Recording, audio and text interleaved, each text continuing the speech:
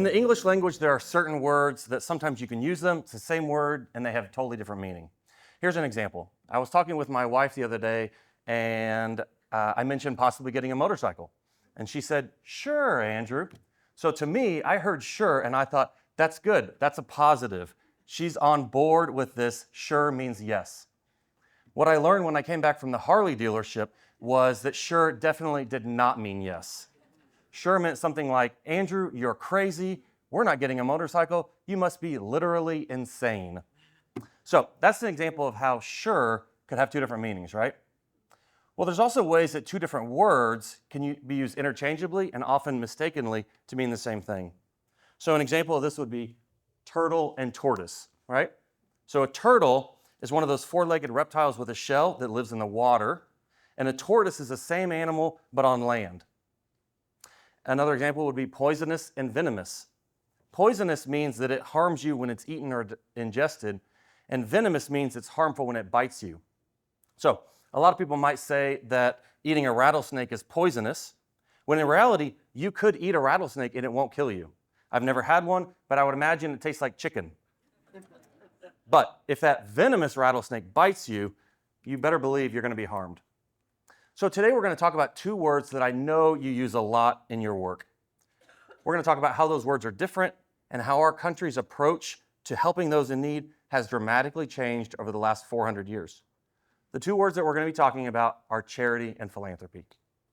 So, how many of you have ever spent an hour in your life talking specifically about how the differences between charity and philanthropy matter? A couple of students from the class, right? Yeah, good. All right, for the rest of you, this is going to be a revolutionary hour. So let's start by defining our terms.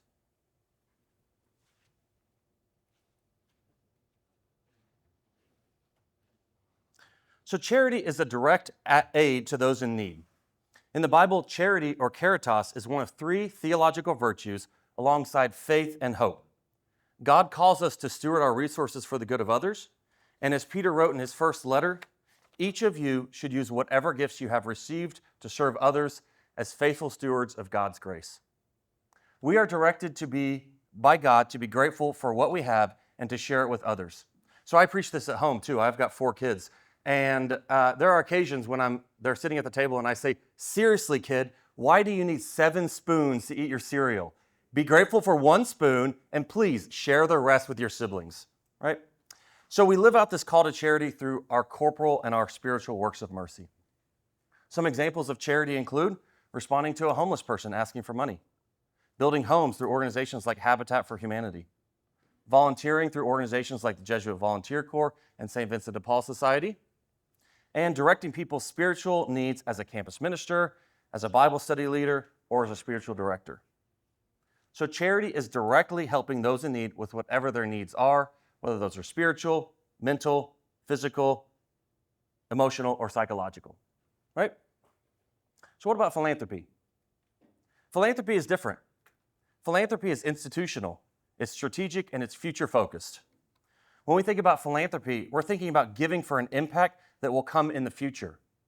Philanthropy addresses root causes and creates long-term solutions. Philanthropy is the belief or the faith that you can transform structures and not just relieve symptoms. And in the context of Catholic social teaching, philanthropy is a response to our call to work for justice. Some examples of philanthropy include providing scholarship aid to students who would otherwise not be able to receive a Catholic education, constructing community gardens where people can grow their own food, or advocating for changes in the justice system to protect future people from judicial mistreatment. So, you've probably heard the phrase, you can give a man a fish and feed him for a day, or you can teach a man to fish and feed him for a lifetime, right? Well, in that example, charity would be seeing a hungry man and giving him a fish, and philanthropy would be seeing a hungry man and teaching him to fish so he's never hungry again. Another way to say it would be charity would be providing a meal for somebody, philanthropy would be building that man a kitchen. So, at this point, I'm not here to advocate that charity is good and philanthropy is bad or vice versa. What I want to suggest to you is that there are differences. And we will explore how we as Catholics are called in our work as fundraisers, as advisors to our donors, and in our lives as Christians to live out both.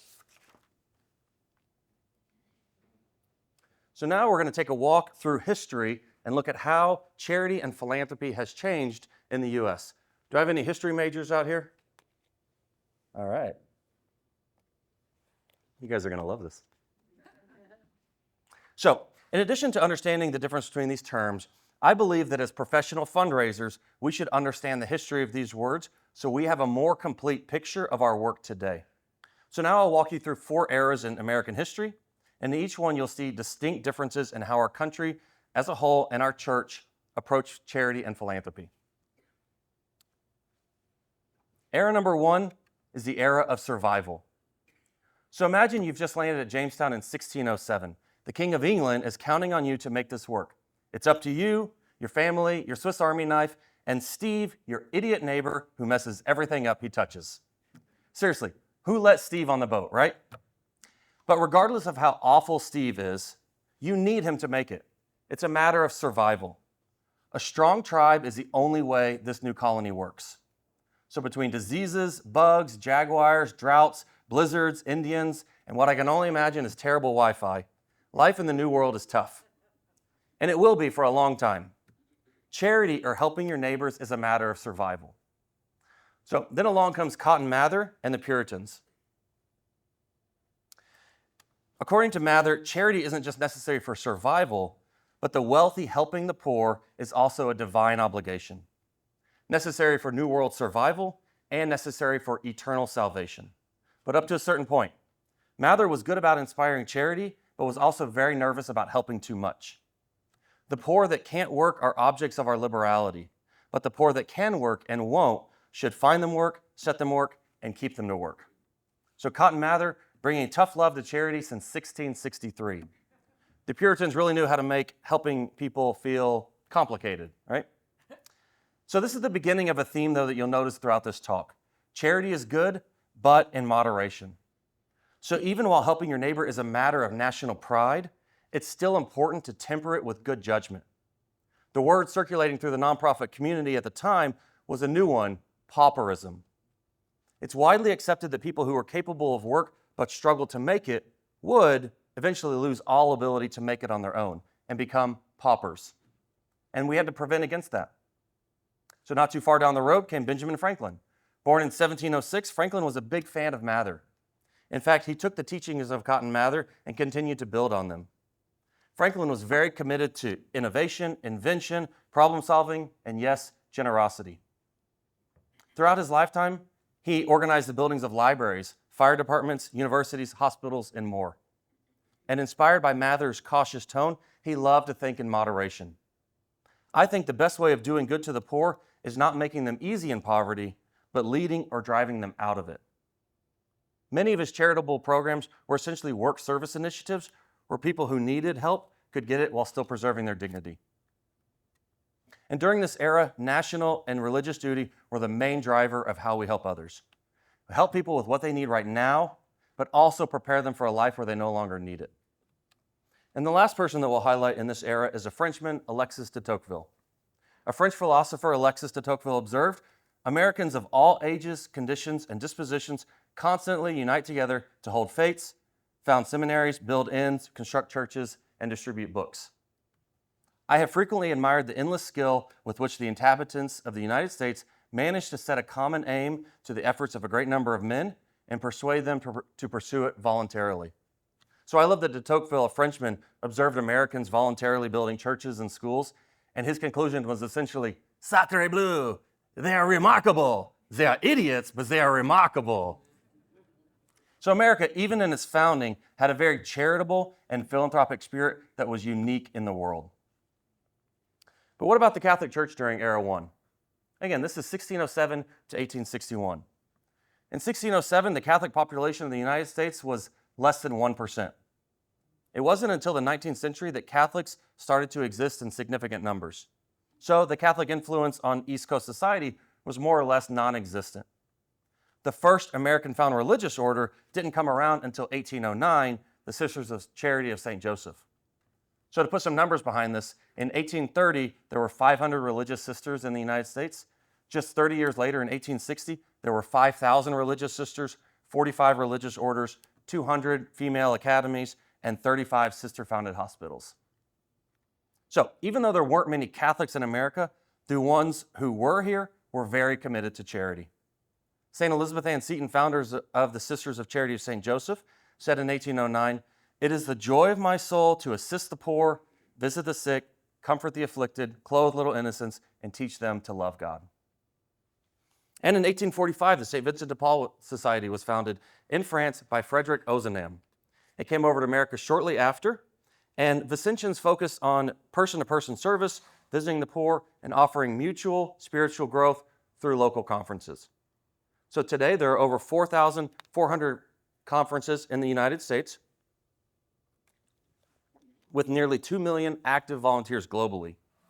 Yes, the average age of the Vincentians is about 130 years old, but you'll never meet a more devoted and kind-hearted group of volunteers anywhere. As a plug, as a Vincentian, if you're looking for a place to volunteer, anyone under the age of 50 who shows up to volunteer will be literally treated like a king, and the ministry is incredibly rewarding. Just think about it. So this concludes our Era 1 survival. Charity was necessary for national survival. It was an obligation for the wealthy who wanted to get into heaven, and America was very unique on the global stage. Philanthropy wasn't a big deal yet, but probably because it's hard to think about what needs to happen in the future when you're just trying to survive today. And the Catholic Church, while small and relatively obscure, was very passionate about serving the poor through corporal works of mercy. Great. So, Era 2, the era of improvement. At 4:30 a.m. on April 12, 1861, Confederate forces fired the first of 4,000 shells at Fort Sumter in South Carolina. It fell, and thus began the Civil War. This was not just the darkest 4 years in our country's history, but also the beginning of a shift in how Americans approached helping those in need. A lot of organizations came up after the Civil War. Some of those include the U.S. Sanitary Commission, which was founded by citizens who recognized the terrible conditions of soldiers during the Civil War. This was a grassroots organization that people were encouraged to donate to for the common good. In 1865, President Lincoln started the Freedmen's Bureau, which was established. It was a government-sponsored organization that awarded grants to the 4 million newly freed slaves. But the group that had the most sustained change on philanthropy, however, is probably a group you've never heard of, the Charitable Organization Societies. So founded in 1877, this organization marked the beginning of what became known as scientific philanthropy. Scientific charity, excuse me. The COS was actually a network of societies that collected funds and then distributed them to locals in need. Each local society had boards made up of wealthy individuals who would determine if someone asking for money or food was, quote, worthy. Instead of just giving handouts, which they feared encouraged laziness, the COS emphasized investigation, registration, and friendly visiting by middle-class women. This was very much in line with the earlier sentiment from Cotton Mather and Benjamin Franklin: if somebody can work, they should work. But these groups and others exemplified the era of scientific charity, an effort to coordinate relief efforts, avoid duplication, and investigate cases to separate the deserving from the undeserving poor. What else was happening during this time? Well, some other things changed during and following the Civil War. In 1862, the Revenue Act was passed by Congress to fund the Civil War, primarily taxing wealthy individuals. Just as a note, in 1894, the federal income tax was actually eliminated because it was deemed unconstitutional by the Supreme Court. So not to get too political, but I would imagine that we'd all vote to bring back that Supreme Court now if we get given the chance. Am I right? But in 1913, Congress added the 16th Amendment, instituting the federal income tax at a modest rate of just 7% for top earners. Sounds nice. But in 1917, the United States entered World War I. They dramatically increased the tax rate to 67% for the highest earners. And as much as I don't want to do this, I promised my kindergartner, 67%, right? So along with that came the first charitable income tax deduction, allowing people to deduct charitable donations against their tax payment. Steve, you love that, right? The reason stated by Congress: to protect the wealthiest Americans' ability to help the needy, even as the government collected taxes to fund the war. Who were some of the people during Era 2? Well, we've got John D. Rockefeller. Looks like a pretty happy individual, right? In 1870, John D. Rockefeller founded Standard Oil in Cleveland, Ohio. Just 10 years later, in 1880, they controlled about 90% of all oil refinement in the country. And they got so big that in 1911, the Sherman Antitrust Act broke it up as a monopoly. So Rockefeller was motivated by what would later be called prosperity theology, but also by his Christian belief in helping others. I believe the power to make money is a gift from God. I believe it is my duty to make money and still more money and to use it for the good of my fellow man. I love that Rockefeller, even when he's like talking about being generous, still slips in there, and still more money, right? So Rockefeller may not have been the cheerful giver that Paul spoke of in his letter to the Corinthians, but he was generous. As Mather stated, he saw giving as part of his divine obligation. Regardless of motives, Rockefeller gave away a lot. He built universities, libraries, schools, and more. In fact, he was spending so much time responding to appeals that he eventually hired Frederick T. Gates as his philanthropic advisor. And one of my favorite Rockefeller stories is Rockefeller funded a campaign to eliminate hookworm in the South. A scientist, Charles W. Stiles, came to him explaining that what was perceived nationally as Southern laziness was actually a parasite, hookworm. Rockefeller gave him $1 million, and they traveled throughout the South, Stiles and his team, teaching people how to flush out hookworm by drinking a glass of water filled with Epsom salts. And this eventually led to the creation of the Departments of Public Health. So given this story, you might consider that Rockefeller's greatest philanthropic achievement was actually getting people to give a shit.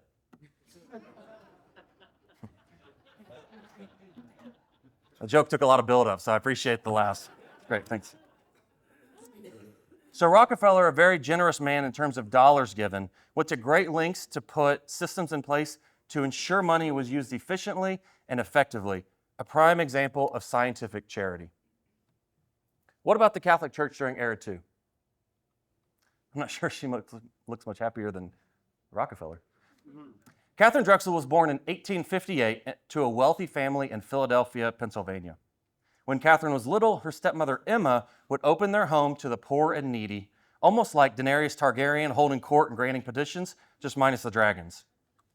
So people would sit in her parlor and plead their case for funds. Watching this play out as a young child had a profound effect on Catherine.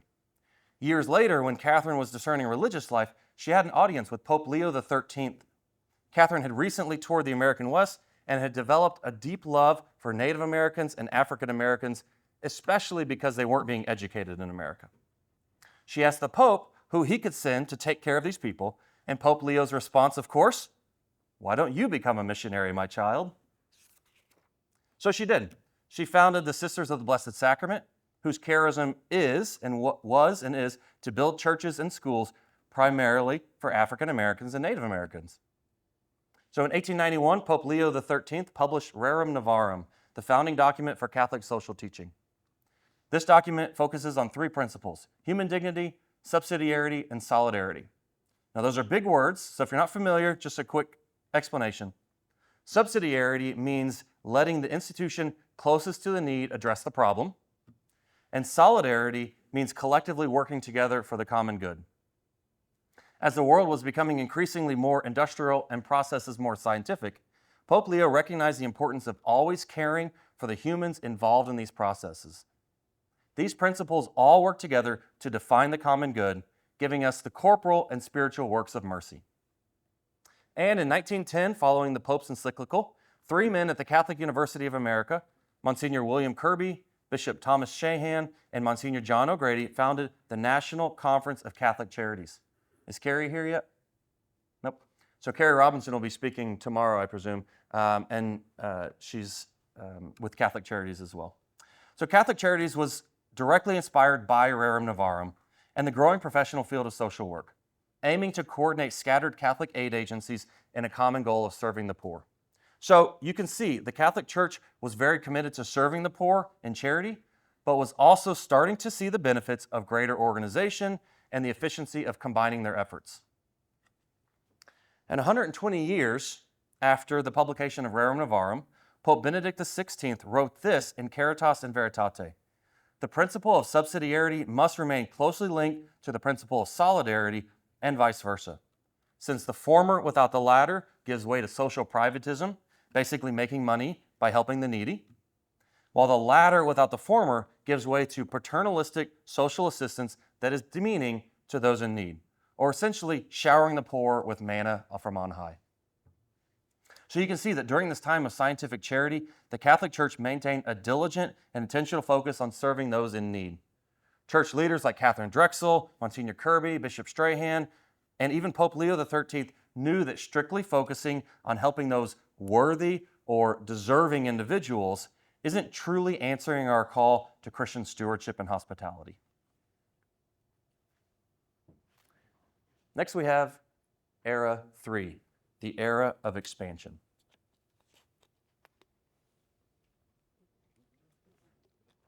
So in 1933, Franklin Delano Roosevelt spoke before the Democratic National Committee during his run-up to the presidential election. 1933 was by most accounts the worst year of the Great Depression. 15 million Americans were out of work, which was 25% of the workforce at the time. Factories were shutting down. World War veterans were living in shanty towns outside the capital called Hoovervilles. Vaudeville was dying, the dance halls were empty, and even if Fred Astaire himself showed up to tap dance, nobody had the nickel for admission. By every account, the country was hanging on by a thread, and corporate greed was widely recognized as the root cause of the crisis. The American people were sad, broke, and desperate for someone to step in and rein in that greed. And in that very moment, along comes Franklin Delano Roosevelt with a very powerful and a very welcome message. When we get the chance, the federal government will assume bold leadership in distress relief. I pledge myself to a new deal for the American people. Let us all here assembled constitute ourselves prophets of a new order, of competence and of courage. This is more than a political campaign. This is a call to arms. So what exactly did this call to arms look like? What was the New Deal? Well, eventually it included the Workers' Progress Administration and Civilian Conservation Corps to give jobs to the 15 million Americans unemployed. It included the National Recovery Administration, the FDIC, and the SEC to secure financial institutions. And the most sweeping part, though, was definitely the Social Security Act, which created Social Security, unemployment benefits, and later Medicare, Medicaid, and food stamps. So this was a huge shift from Era 1, where helping neighbors was essential for survival. And it was a shift from Era 2, where scientific charity called for helping the deserving to reach maximum efficiency. Now we're in Era 3, where the federal government is primed to step in and attempt to handle these needs directly. And if you're wondering, we're still 50 years from Ronald Reagan saying talking about the 9 most terrifying words you'll ever hear. Anybody know what those are? I'm from the government and I'm here to help. I'm from the government and I'm here to help. But in the 1930s, Americans are eager and even pleading for the government to step in. As a result, charitable efforts started to shift towards bigger donors, giving towards bigger solutions. And the theme started to shift from, now that Uncle Sam is helping the poor, philanthropy is free to focus on innovation. So who are some of the players during this time? Well, first we have Margaret Olivia Sage. Margaret is married to one of the wealthiest men in America. In addition to being one of the wealthiest, he's also one of the stingiest. In fact, Russell Sage probably thought Ebenezer Scrooge was a pretty great guy up until he had that dream, right? Well, when Russell passed away, Margaret inherited nearly $65 million and went on one of the, quote, largest philanthropic binges in history. Eventually, Margaret decided to get strategic and put $10 million into the Russell Sage Foundation, one of the earliest private foundations. Now, with assets of nearly $500 million, the foundation's charter was and still is to not undertake that which is now being done or is likely to be effectively done by other individuals or governments, so don't do what other people are doing. It should be our aim to take up the larger and more difficult problems. And Sage was just one major foundation established at the time. Just in the 1930s, the Kellogg Foundation, the Ford Foundation, the Lilly Endowment, the Robert Wood Johnson Foundation were all created. Over the next few decades, thousands of foundations were created. Just to give you some scale, in 1915, there were 27 private foundations. In 1955, there were 4,100 private foundations. In 1990, there were over 30,000 private foundations. I think today there's now over 120 private foundations in America. So some others you may be familiar with would be the Cook Foundation, the Raskob Foundation, and many others focused primarily on Catholic causes. And in 1914, a Cleveland banker did something that was recently recognized as one of the 10 most important events that shaped the nonprofit world. Frederick Goff was a banker and was noticing a problem that nobody really knew how to fix. Banks were receiving trust funds from people who died with no one to manage them afterwards. So Goff had the idea to pool these funds into a community foundation. So in 1914, he established the Cleveland Foundation, the first community foundation of its kind. Today, there are over 900 community foundations in the U.S., including a number of Catholic community foundations, holding over $143 billion in assets. So as much as I hate to say it, I guess Drew Carey was right. Cleveland really does rock. So I would like to insert something here that I think is important. It might sound like it, but I don't have any real objection to private foundations. I think they have and can make hugely positive impact in our world. I point out these changes, one, for historical context, but also because foundations by their nature engage primarily in philanthropy and represent a focus on creating long-term systemic change. Today, in 2026, we live in a world that has benefited greatly from their work. But these changes during Era 3 represented a shift because people began to think we as a society don't really need to focus on helping the poor because they have Social Security, they have unemployment, Medicare, Medicaid, food stamps. We can focus our giving on higher and greater needs. Or as Sage said, the, quote, larger and more difficult problems. And what was the Catholic Church doing during Era 3? So in 1933, Dorothy Day and Peter Morin established the Catholic Worker Movement. While they did advocate for social justice by protesting injustice, racism, and exploitation, they were also staunch advocates and proponents for providing hospitality for the poor, providing acts of charity, such as feeding the hungry, clothing the naked, and visiting prisoners, and ultimately upholding the dignity of each person as made in God's image, viewing their guests in their homes as Christ. What we do is very little, but it is like the little boy with a few loaves and fishes, said Dorothy. Christ took that little and increased it. He will do the rest. How different is that attitude compared with Miss Sage's words to focus exclusively on the larger and more difficult problems? Some other examples: in 1943, Catholic Relief Services was founded to provide humanitarian aid to people injured or displaced by war. And my favorite story, in 1962, St. Jude Children's Research Hospital was founded by Danny Thomas, a poor Lebanese immigrant born in Toledo, Ohio. Danny wanted to be a famous comedian, so he made a deal with God. If you prosper my way in life, I will build a shrine to St. Jude. Years later, Danny Thomas became one of the most famous comedians in the country, and he had his own network TV show, Make Room for Daddy. So apparently, God took the deal seriously, and ultimately so did Danny. Danny never forgot his promise, and in 1951, Danny and his wife, Rosemary, began fundraising to raise funds for St. Jude's. No patient at St. Jude's has ever received a bill, and this hospital, one of the most impactful children's hospitals in history, was founded by a devout Catholic who wanted to use his celebrity status and means to help patients with no one else to go. Proof that sometimes the best philanthropic strategy is just keeping your promise to God. And now this brings us to Era 4, the era of control. So now we're in the fourth era, the era of MTV Cribs. I'm kidding, the era of control. The third era, the era of expansion, was a time when the government was doing its darndest to feed the poor and the homeless. Nonprofits and wealthy individuals were consolidating their resources to tackle the larger and more difficult problems. And Catholics were somewhere in the middle, with big ideas, but a lasting commitment to still directly serve the poor and needy. So in this fourth and final era, that sounds a little doomsday-y. In this fourth era, the world changes yet again. The Depression is well in the past. The country is booming, the internet is busy pumping out hilarious cat videos, and many Americans are, if not wealthy, at least living comfortably. So in 1996, a conservative Republican Congress took control and passed the Welfare Reform Bill. The New Deal social safety nets were 60 years old at this point and needed some reform. At this time, people could claim government benefits in perpetuity, but the Welfare Reform Bill ended this and shifted to temporary support.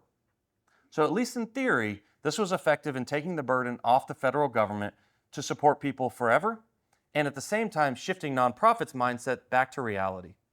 So now they're thinking, we still have to care for those in need because the government isn't going to do it forever. Also in the 90s, people were getting stupid rich. We've got Robin Leach hosting the lifestyles of the rich and the famous. Tech IPOs were minting millionaires. The stock market couldn't stop going up. And suddenly nerds with websites were buying mansions in Silicon Valley.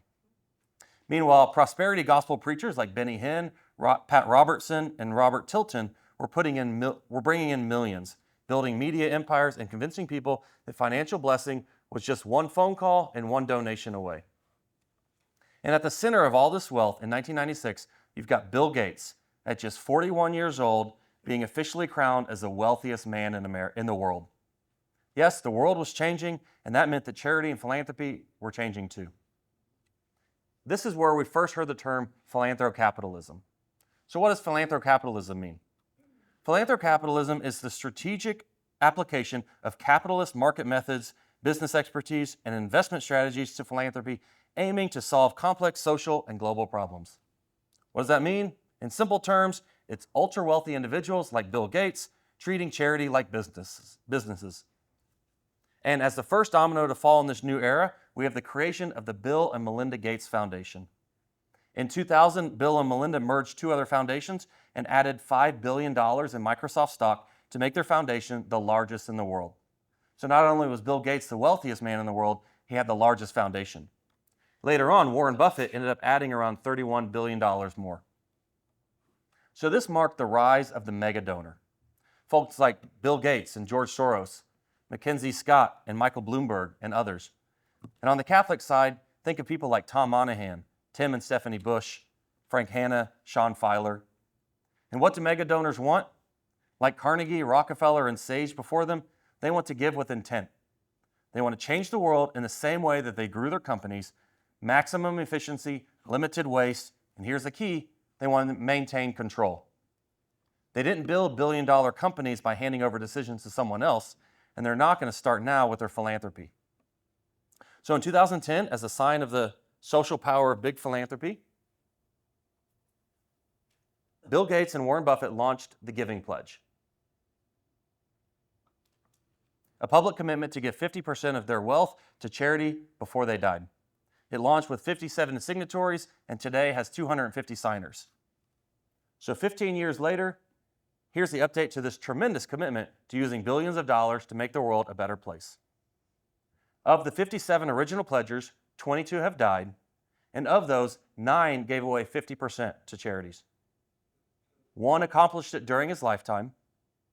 The 32 original U.S. pledgers are collectively 166% wealthier. And of the $206 billion donated, 80%, or $164 billion, went into those same donors' private foundations.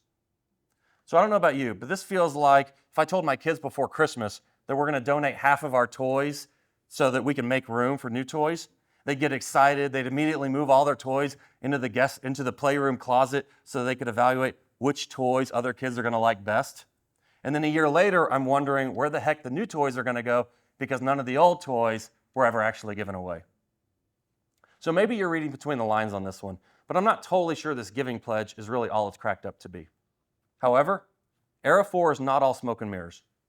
All the way on the other end of the generosity spectrum, Era 4 brought us a really cool charitable vehicle called crowdfunding. So crowdfunding has always been a way in some shape or form, but the availability of the internet took this to new heights in the 2000s. It started in 2003 with the creation of Artist Share, the first crowdfunding platform. In 2009, we have Kiva, Indiegogo, and Kickstarter. And then in 2010, GoFundMe was founded. Since 2010, over $40 billion from 150 million donors has been given through GoFundMe. These funds have gone to people's education, animal care, sports teams, weddings, funerals, adoptions, many other causes. In particular, though, the vast majority of campaigns are for medical bills and emergency needs. In fact, GoFundMe has been called America's informal health insurance system. When someone is injured or a parent dies, it's almost expected that there's a GoFundMe. Peter was mentioning my broken leg. A couple of years ago, I broke my leg doing MMA wrestling. And on the way to the hospital, my coach is like, "Don't worry, we'll start a GoFundMe for you." I said, "I don't want a GoFundMe. I just want my leg to be not broken." Crowdfunding is very different from the giving pledge in philanthrocapitalism because it's direct peer-to-peer giving focused on immediate needs versus systemic change. So you go on GoFundMe or one of the other platforms, send your $25 donation, and then trust that it helps solve the immediate need, right? These are very divergent philosophies. The super wealthy focus on how their gift can benefit them and impact change versus people collectively helping their neighbors with immediate needs. It's like back in era 1 when I'm helping Steve because his house fell down again, and Cotton Mather has a line out of his door with people writing their "Why I Deserve This Money" essays. So what about the church during era 4? So while there are many different initiatives that I could highlight here, I focus on these 3, mostly because they are unique to this era and could not have existed before, and also because we definitely have many people in our culture who are still lacking physically. However, we have at least 1,000 times more who are starving spiritually. Unhappy, unfulfilled, and unfocused Americans are more the norm these days than the exception. So addressing these spiritual needs is a major challenge for the church. Focus, Fellowship of Catholic University Students, was founded in 1998 to send college graduates back to campus to evangelize the student body and transform the culture on campus. Never before have we faced levels of anxiety, depression, and isolation in our youth. This is a crisis that needs serious attention. So that's what Focus is doing. Since 1998, Focus has produced over 1,000 religious vocations, 50,000 missionary alumni, and raised hundreds of millions of dollars as an organization. So even better than all those numbers, the 1,000 missionaries are connecting one-on-one each year and each day with college students across the nation to address their spiritual starvation. And the thing that I think is most unique about Focus from our perspective is that 100% of those missionaries on campus are directly funded and supported by small donations from their own family and friends. Each missionary raises their own salary, and each donor gives small amounts to help bring more kids to Bible study that year, to Mass, to reconciliation, and hopefully a new life in Christ. The second is I Give Catholic, founded in 2015 by one of our friends in the back, Mr. Corey Howitt. I Give Catholic is a crowdfunding platform specifically designed for Catholic schools, parishes, and charities. In the past 10 years, over 1,800 Catholic organizations have participated in I Give Catholic. Over 64,000 donors have collectively given $26 million in donations. And I Give Catholic is a modern solution to the problem of how do I help my local Catholic community. And the third initiative I selected is Hollow. So now a mobile prayer app may seem like a bizarre choice, but I picked it for a few reasons. First, as far as I know, mobile apps did not exist before the Civil War. Second, prayer is an immediate way to address spiritual needs. And third, a couple years ago, Hollow announced that they are legally structured as a public benefit corporation. So this novel business structure blends for-profit practices and processes with a nonprofit model to prioritize both shareholder value and social mission. I can promise you that the #1 prayer app in the world with over 20 million users did not need to structure itself with any sort of nonprofit component if it didn't want to. But central to the core mission of Hollow is to be a resource for people who may not be lacking physically, but who are starving spiritually. Like the 3 preceding eras, these organizations address the needs of Americans in ways that honor their human dignity. But unlike earlier eras focused on physical poverty, these organizations serve people who have food on their table but are starving spiritually, desperate to know and feel the love of Christ. So you see, our culture's epidemic is not one of hookworms, but of purpose, loneliness, and hope. Yes, we need big solutions to cure this epidemic, but we also need people in the field today making a difference one life at a time. So you might be thinking,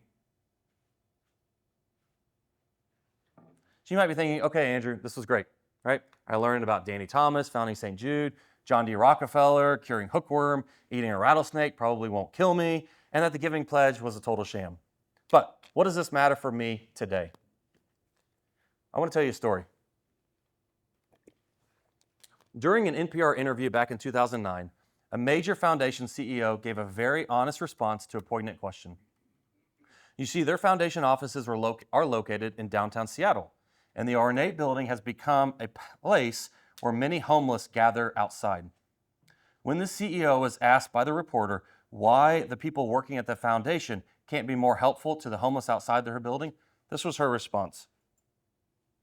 We're trying to move upstream to a systems level to either prevent homelessness before it happens or to end it as soon as possible after it happens. So let me read that again. We're trying to move upstream to a systems level to either prevent homelessness before it happens or to end it as soon as possible after it happens. Interpretation, we can't be distracted with the needs of today because we're addressing the larger and more difficult problems of tomorrow. So part of my mission here is to give you a thought exercise, right? Charity and philanthropy are unique and they are different. But I want you to begin thinking, can we exist? And what happens if our country, our population, and especially our church moves to a philanthropy-only model?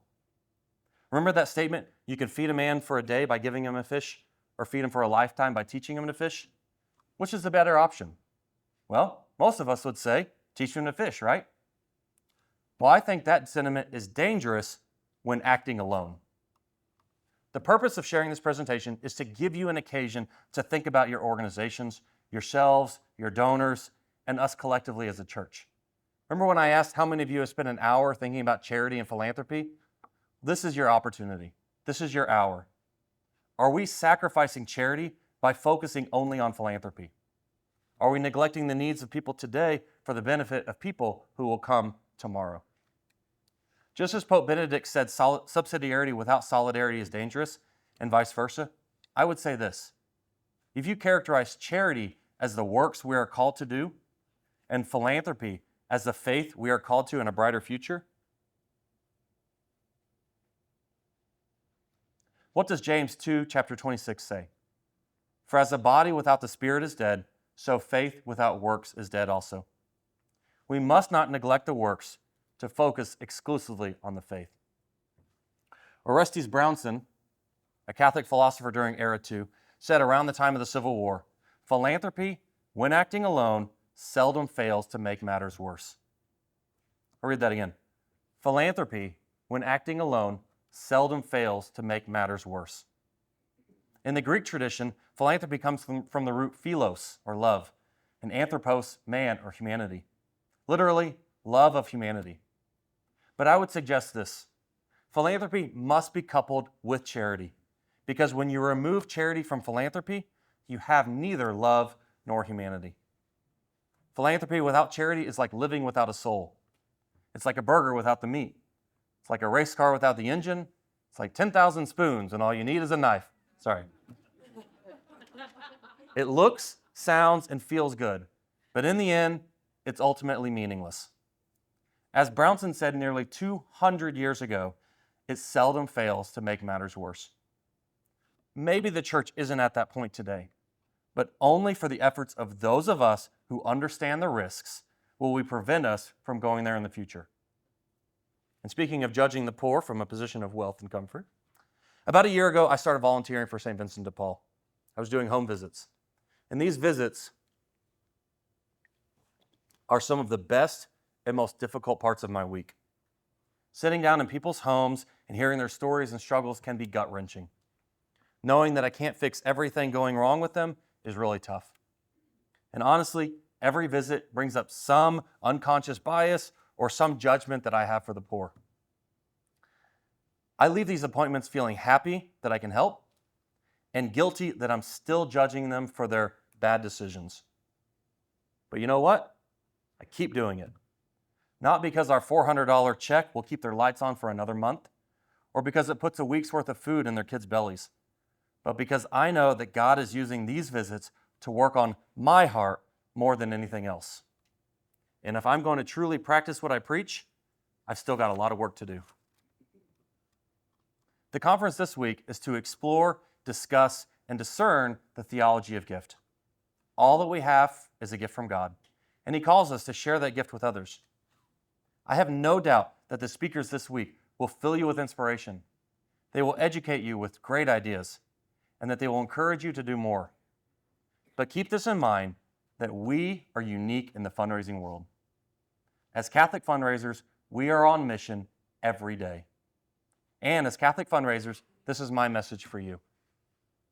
Perhaps you've been taught to sell philanthropy over charity. Perhaps you've been told that donors only want to hear about long-term impact and systemic solutions. Perhaps you've even learned to be slightly embarrassed when your organization does something as simple and pedestrian as running a soup kitchen, a homeless shelter, a Bible study, or a campus ministry program. Stop it. Catholic social teaching has always held both in tension. The corporal works of mercy: feed the hungry, clothe the naked, shelter the homeless. The spiritual works of mercy: instruct the ignorant, counsel the doubtful, comfort the afflicted, admonish the sinners. These are immediate, direct, person-to-person acts of charity that address physical and spiritual needs today. And on the other side, we have the call to work for justice, to address root causes, change unjust structures, create a world where everyone has what they need, both spiritually and physically. That is philanthropy at its heart. We need all of this. The works of mercy are not the unsophisticated little sisters of systemic change. They are not what we do until we figure out how to really solve poverty or secularism. Works of mercy are our recognition that a human being is hungry right now, that this child needs help today, and that that college student is drowning in loneliness and doubt this semester. We don't have the luxury of waiting until we fix the system or reform the culture to respond to human suffering in front of us. In 1917, ironically, Congress understood this. That's why they created the charitable deduction during World War I. Not to encourage foundations, but to make sure that wealthy people kept giving to immediate needs during a crisis. Chuck Feeney understood this. The founder of Duty Free Corporation, Chuck was the one person on the Giving Pledge who gave away not just half, but all of his wealth during his lifetime, $8 billion. Because he could see the impact, because he could help people today, because waiting until he was dead meant people would suffer in the meantime. Too many of the Giving Pledge billionaires don't understand this. They're busy building philanthropic dynasties that will last generations, creating foundations that will exist long after they're gone, developing strategies to change systems that they won't live to see transformed. And while they're doing that, someone is sleeping on the street outside their foundation's office building, and someone else is walking away from the church because no one was there to answer the question when they needed it. As Catholic fundraisers, don't let your donors, yourself, or your organization fall into this trap. Yes, work on the big stuff. Yes, tackle root causes. Yes, think strategically about long-term change, reforming education systems, building a more just economy, curing diseases, creating a culture that values human dignity. But never, ever apologize for feeding someone today. Never downplay the immediate act of charity as unsophisticated or incomplete. Never pass by the person who needs help right now, whether they need a meal or they need someone to help them understand why suffering exists, because you're too busy working on systemic solutions. The billionaires, the government tried to relieve us of the immediate need in 1933. Didn't work. The needs are still there. The billionaires promised to give it all away in 2010 and solve the upstream problems. The money sits in foundations. But you, the Catholic institutions you serve, you're still there. Still running the Catholic grade schools and the soup kitchens and the homeless shelters and the pregnancy help centers and the Bible studies and the OCIA programs and the young adult ministries. Don't be embarrassed by that. That's the point. A hungry stomach and a hungry soul both need to be fed today. Charity isn't what you do until you figure out philanthropy. Charity is seeing Christ in the person in front of you and responding to that need today. Whether that need is bread or meaning, shelter or belonging, medical care or spiritual direction. We can help today while we are working to build a world where they won't be in need tomorrow. Both matter. Both are essential. Both are Catholic. And if 400 years of American philanthropy has taught us anything, it's that the people who forget how to do charity in pursuit of perfect philanthropy end up doing neither. Thank you for being here. Thank you for your work. And please, pray for me as I will pray for all of you. God bless.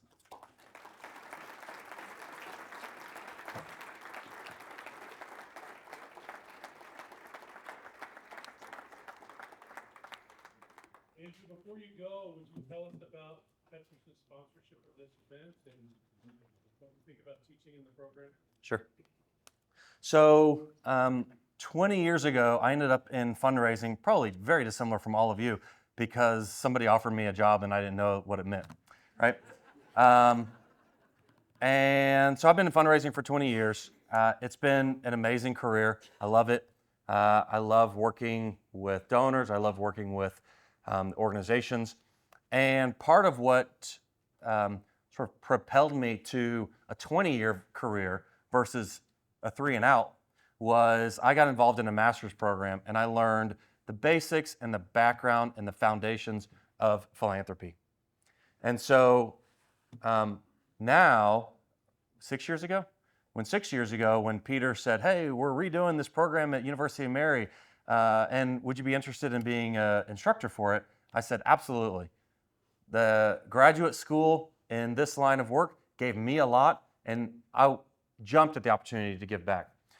So the Institute for Catholic Philanthropy, who maybe you've heard of, maybe you understand what it is, the way that I explain it to people is that the Institute for Catholic Philanthropy is, at this point, these three courses that are foundational for any Catholic fundraiser who wants to build a career in this and who wants to understand, why do I do this fundraising?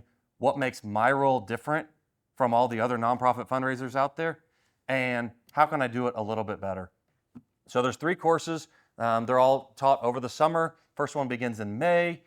They're 5 weeks each. And then you're done with these 3 courses by first week of August, right? There are many people who pursue the MBA program. I think Jamie's doing the MBA. There's a number of people who, Derek, did you do the MBA? No. So there's a lot of people that do the MBA program, which is these 3 courses sort of fold into that as your emphasis for your MBA. So instead of an MBA with an emphasis in marketing or management, it's an MBA with an emphasis in Catholic philanthropy. A lot of people do just the 3 courses and earn a certificate with a summer's worth of work. It's all online, it's remote. There is a week in Bismarck, North Dakota, which thankfully it's not in February, it's in July, which is great. But it's a great way for you to, number one, level up, as Peter said. I think he said upskill, which at first I thought you said upscale, and I thought, that's not what I want to do. I want to upskill. But level up, and it's a great way for you to build your own personal network of Catholic fundraisers. So that's, a long intro into what this program is.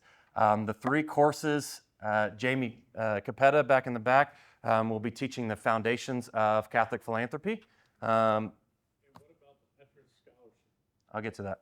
Peter is teaching about transformational giving, and then I'll be teaching about, what am I teaching about? The mechanics of building out your development office.